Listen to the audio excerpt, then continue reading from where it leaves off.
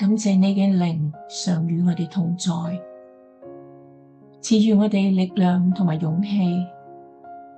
求你引導我哋，讓我哋能夠將你嘅好訊息帶俾嗰啲謙卑嘅心靈，讓佢哋喺困境中感受到你嘅愛同埋安慰。